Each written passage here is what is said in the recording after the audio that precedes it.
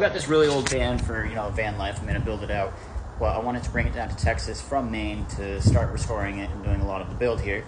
You guys want to see what happened on the drive down? I only made about 600 miles before I had to ship it. I had to pull off the entire front end, all the accessories on the engine, the drive shaft. I'm doing a lot more to it, so let me show you what I've done so far. Over there is my entire front end. I've got it covered up because we've had like snow and rain down here in Texas, really weird. But I've taken off a lot of the accessories, the water pump housing, alternator bracket, things like that, just to tear it down to fix some broken pieces. The upper oil pan right down here, you can see it's leaking oil. We've got to fix the upper oil pan. Right down here, we're supposed to have a drive shaft connected to the differential.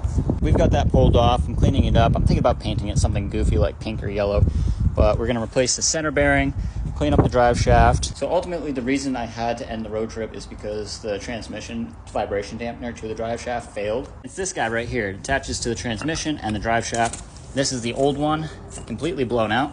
We've got a new one. I also took off the exhaust because that's broken in like 3 places with a bunch of pinholes. Here's some more of the fun things. Here are all my accessories. We've got the starter motor. The starter motor was falling out.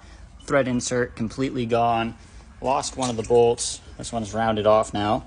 And we've got thread inserts, brake line repair kit. We're gonna rebuild some of the brake lines.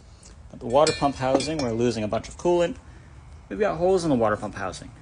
If anybody has a spare one of those, let me know. Alternator bracket attaches to the engine. We need an aluminum weld, something right here, so the bolt can lock in. This is the bracket adjuster for the alternator, a little rounded off.